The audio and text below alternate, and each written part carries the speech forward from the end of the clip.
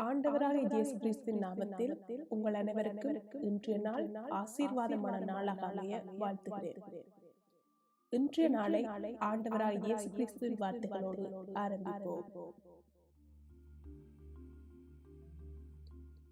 இன்றைய நாளுக்கான தேவ வசனம் எபேசியர் 4ஆம் அதிகாரம் 26ஆம் வசனம்.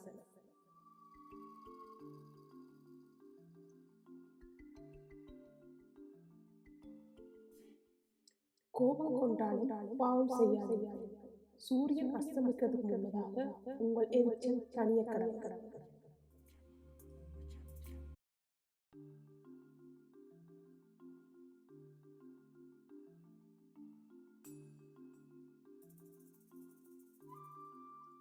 கோபம் என்பது மாம்சத்தின் கிரியையாகவும் தீய விளைவுகளை ஏற்படுத்தும் ஆபத்தான உணர்ச்சியாகவும் விவரிக்கப்படுகிறது. கோபத்தை விட்டுவிட்டு சாந்த குணத்தை கடைபிடிக்கவும், கோப நேரத்தில் தேவ ஆவியை துக்கப்படுத்தாமல் நாவை காக்கவும் வேதாகமம் அறிவுறுத்துகிறது. கோபம் பொல்லாப்புக்கு ஏதுவாக மற்றும் மனிதர்களிடையே கடுமையான விளைவுகளை ஏற்படுத்துகிறது. பிரியமானவர்களே, நம் இதயத்தில் இருக்கும் கோபம் மற்றும் எரிச்சல் வாயின் வார்த்தைகளாக வெளியே வருகிறது. இயேசு சொன்னபடி நீங்கள் பேசும் வார்த்தைகள் தான் உங்களை தீட்டுப்படுத்தும். மேலும் நீங்கள் கோபத்தில் பேசிய வீணான வார்த்தைகள் குறித்து நியாய தீர்ப்பின் நாளிலே கணக்கு கொடுக்க வேண்டும்.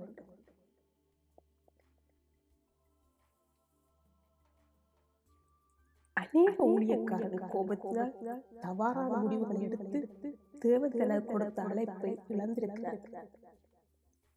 மோசே கோபத்தினால் கண்மலை அடித்ததனால் கானான் தேசத்திற்குள் பிரவேசிக்க முடியவில்லை.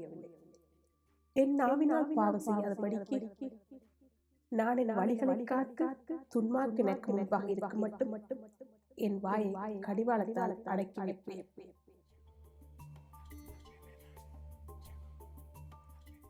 மூவருடைய கோபம் சீக்கிரத்தில் வெளிப்படும் என்கிறது நீதிமொழி. ஒவ்வொரு சிறிய விஷயத்துக்கும் நமக்கு கோபம் வருகிறதா? அப்போது நாம் என்ன மூடரா? சுயநீதி கோபத்திற்கு தூபமிடுகிறது. நமது தன்மானத்தை யாரும் சீண்டினால், நமது நியாயத்தை யாரும் திருப்பினால், நாம் எதிர்பார்த்தபடி நடவாதிருந்தால் என்று பல விதங்களில் கோபம் நம்மிடமிருந்து சீறிப்பாய்கிறது. ஏதோ நாமேதான் சரி என்பது போல நமது கோபம் நம்மை பேச வைக்கிறது. ஆனால் உண்மையில் நாமே நமக்கு கனவீனத்தை கொண்டு வருகிறோம் என்பதை சிந்திக்க கூட கோப குணம் இடமளிப்பதில்லை. கோபம் பிறரை புண்படுத்துகிறது என்பது உண்மை என்றாலும் உண்மையில் அது நம்மைத்தான் எரித்து போடுகிறது என்பதை யாரும் சிந்திப்பதில்லை. எனவே நம்மை ஆராய்ந்து அறிவோம், மனம் திரும்புவோம், யாரிடம் சண்டை போட்டோமோ அவரிடம் மன்னிப்பு கேட்போம், குறையை சரிவல் செய்வோம், தேவனுக்கு முன்பாக கரையற்றவர்களாகவும் இளையற்றவர்களாகவும் காணப்படும். நீங்கள் கோபம் கொண்டாலும் பாவம் செய்யாதீர்கள். சூரியன் அஸ்தமிக்கிறதுக்கு முன்பதாக உங்கள் எரிச்சல் தனிய கடவுள். பிசாசுக்கு இடம் கொடாமல் இருங்கள்.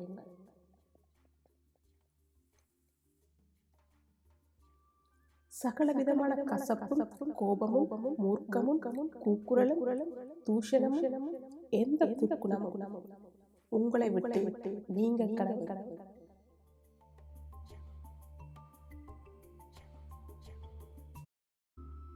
இன்றைய நாளுக்கான ஜெபம். அன்புள்ள இயேசுவே, அன்பு இரக்கமும் கிருபை கொண்ட தகப்பனே, இந்த காலை வேளைக்காய் நன்றியோடு துதிக்கிறேன். அன்பின் தேவனே, பிறரை வேதனைப்படுத்த கோபம் என்ற பாவத்தை விலக்கி காக்கும்படியாக எங்கள் அனைவரையும் கரத்தில் தருகிறார். இந்த கொடிய பாவத்திலிருந்து விடுவி.